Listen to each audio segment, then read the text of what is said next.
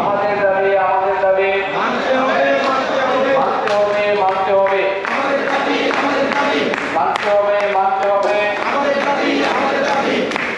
24-এর বাংলায় মুক্তর বাংলায় 24-এর বাংলায় মুক্তর বাংলায় আবু সাইদের বাংলায় ঠাই নাই ঠাই নাই বৈষম্যের ঠাই নাই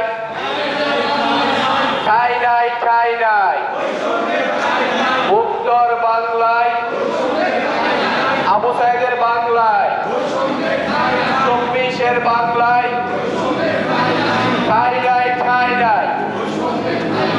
কোন ধরনের বৈষম্য মেনে নেওয়া হবে না, আর টাল বাহানা চলবে না।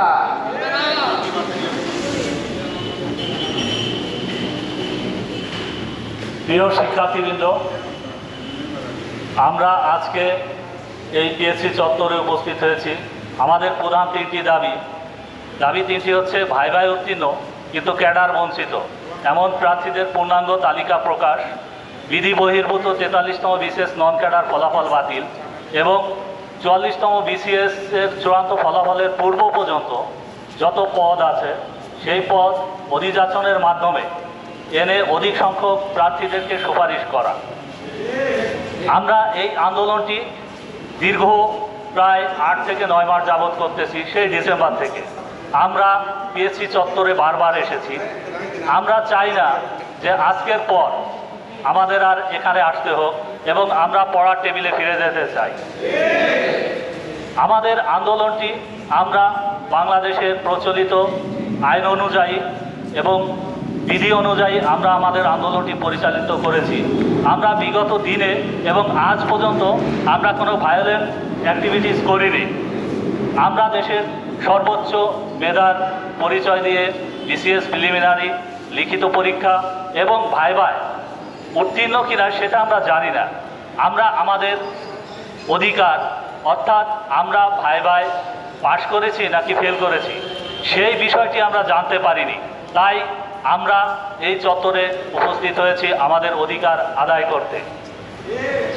আপনাদের প্রতি আমার উদাত্ত আহ্বান থাকবে, আপনারা কোনো রকমের ভায়োলেন্ট স্লোগান অথবা ভায়োলেন্ট অ্যাক্টিভিটিসের মধ্যে যাবেন না। আপনাদের প্রতি অনুরোধ থাকবে, কারণ পাবলিক সার্ভিস কমিশনের চেয়ারম্যান এবং মেম্বার মহোদয় আমাদেরকে বারবার আশ্বাস দিয়েছেন এবং আমাদেরকে বলেছেন আমাদের দাবির ব্যাপারে আজকে একটি ফুল কমিশন মিটিং করে জানাবেন।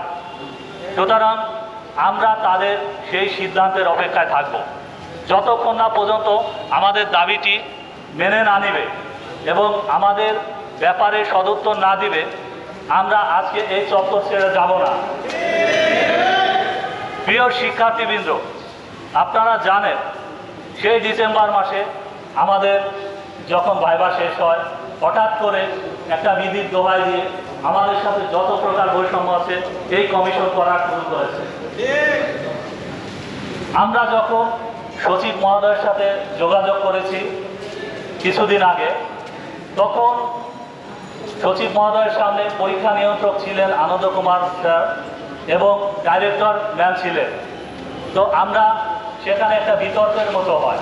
আমাদের প্রশ্ন ছিল এবং তারা উত্তর দিয়েছে, তারা প্রশ্ন করেছে, আমরা উত্তর দিয়েছি। কিন্তু মজার বিষয় হচ্ছে বা অনেক ক্ষেত্রে এটা কি বলা যায়, তারা কোনো সদুত্তর বা কোনো ধরনের উত্তর দিতে পারেনি এবং যত লেম এক্সকিউজ আছে সেগুলো তারা শো করার চেষ্টা করেছে। তারা এমন কথা বলেছে যেটা যৌক্তিক পর্যায়ে তো দূরের কথা, যেটা আসলে এদের শিক্ষিত পার্সন এটা কিভাবে বলে তারা, আপনারা শুনলে অবাক হবে। ডাইরেক্টর ম্যাম যখন বলার চেষ্টা করেছে যে তারা নাকি আমাদের একটা খুদে বার্তা আমাদের মোবাইল ফোনে পাঠিয়েছেন এবং আমরা কেন আবেদন করলাম নন ক্যাডারে, তিনি বলার চেষ্টা করেছেন যদি আমরা নন ক্যাডারে আবেদন না করতাম ওই মেসেজ পাওয়ার পরে তাহলে নাকি আমাদের নন ক্যাডার ফলাফল বাতিল হতো বা নন ক্যাডার তারা একসাথে দিতেন না। কত বড় আমাদের সাথে প্রহসন!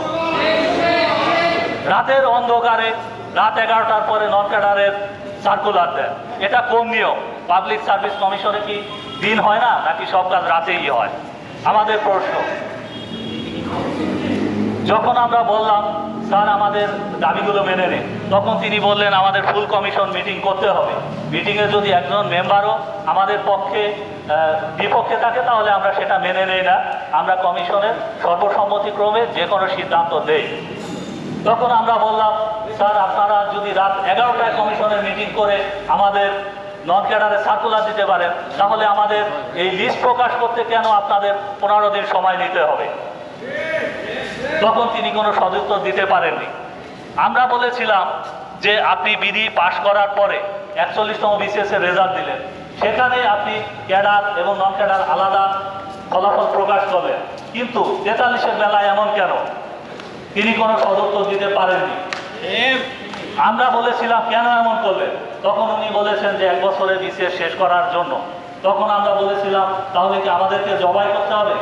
এই 7,000 প্রার্থী নিয়ে কি আপনাদের কোনো চিন্তা হয়নি যে এদের ভবিষ্যৎ, এদের ফ্যামিলি এবং এদের মানসিক অবস্থা কি হবে? তিনি কোনো সদুত্তর দিতে পারেননি।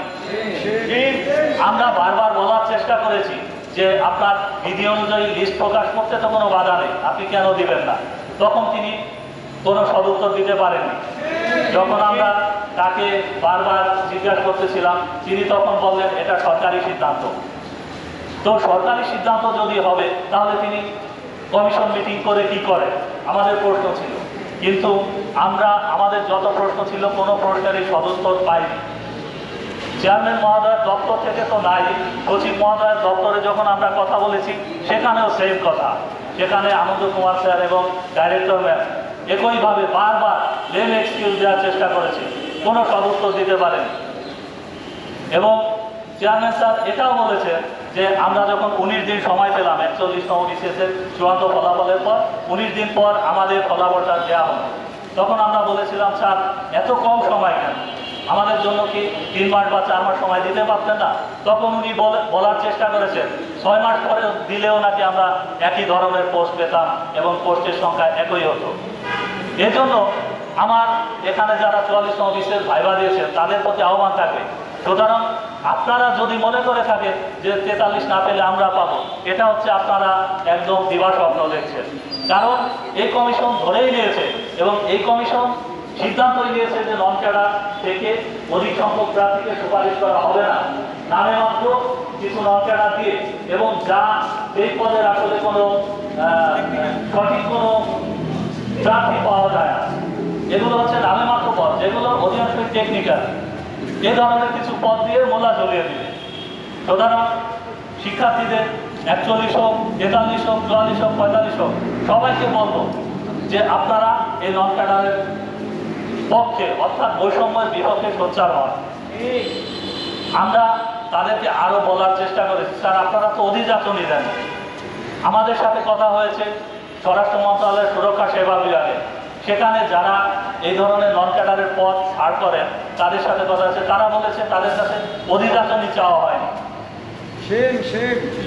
এত বড় বড় অধিদপ্তর আপনি দেখবেন যে এনবিআর, তারপরে রয়েছে পাসপোর্ট, তারপরে মাদক দ্রব্য নিয়ন্ত্রণ, তারপরে কারা অধিদপ্তর, খাদ্য, সমাজসেবা, প্রত্যেকটা অধিদপ্তরে কোথাও তারা কোনো রকমের অধিযাচন না দিয়েই নামে মাত্র তড়িঘড়ি করে একটা বিসিএস 1 বছরে শেষ করার নামে এই ধরনের প্রহসন করেছে এবং আমাদের বৈষম্যের দিকে ঠেলে দিয়েছে।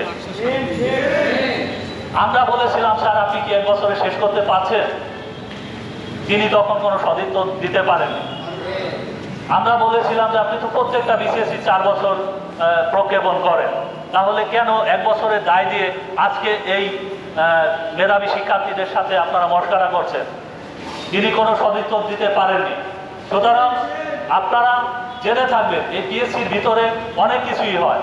আমরা এখানকার স্টেক হোল্ডার, আমরা এখানে পরীক্ষা দিই, আমাদের অধিকার আছে, কিন্তু যখন একটা বিধি পাস করে অথবা কোনো আইন করে আমাদের কি রাখা উচিত নয়?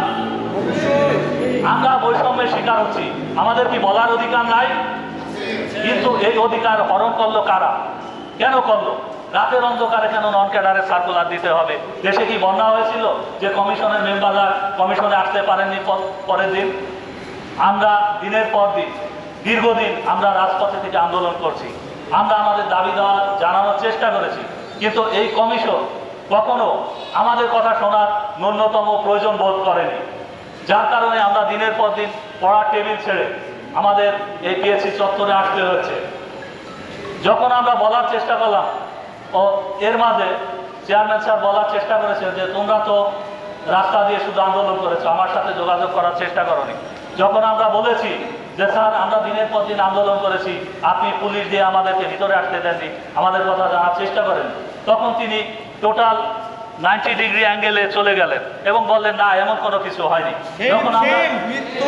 যখন আমরা বলার চেষ্টা করলাম আমাদের কাছে ভিডিও ফুটেজ আছে এবং বিভিন্ন সংবাদ মাধ্যমের ফুটেজ রয়েছে, তখন তিনি চুপ হয়ে গেলেন। সুতরাং এদের মনের মধ্যে ভয় আছে, কেননা এরা যেটা করেছে বিধি বহির্ভূত এবং এরা একটি সাংবিধানিক প্রতিষ্ঠান হয়েও শিক্ষার্থীদের মনের কথা জানার চেষ্টা করেনি, যারা এখানকার স্টেক হোল্ডার তাদের কথা শোনার প্রয়োজন বোধ করেনি। তাই আমরা আজকে এখানে এসেছি, যেহেতু কমিশন আমাদের কথা দিয়েছিল, মঙ্গলবার পর্যন্ত সময় নিয়েছিল, তাই আমরা কোনো রকমের ভায়োলেন্স বা বিশৃঙ্খলা তৈরি হয় আপাতত আমরা এই ধরনের কোনো কার্যক্রম করব না। আজকে আমরা যতটুকু বুঝতে পারছি, আমাদের সাধারণ জ্ঞানের যতটুকু ঘটেছে, হয়তোবা একটা কমিশন মিটিং হবে এবং সেটার জন্যই আমরা ওয়েট করতেছি এবং আমরা পিএসসিকে উদাত্ত আহ্বান করব এবং আমরা বলতে চাই আপনারা অতি দ্রুত আজকের মধ্যেই আমাদের প্রধান 3টি দাবি মেনে নিয়ে আমাদেরকে এই পিএসসি চত্বরে যাতে আর আসতে না হয় সেই নিশ্চয়তা প্রদান করুন।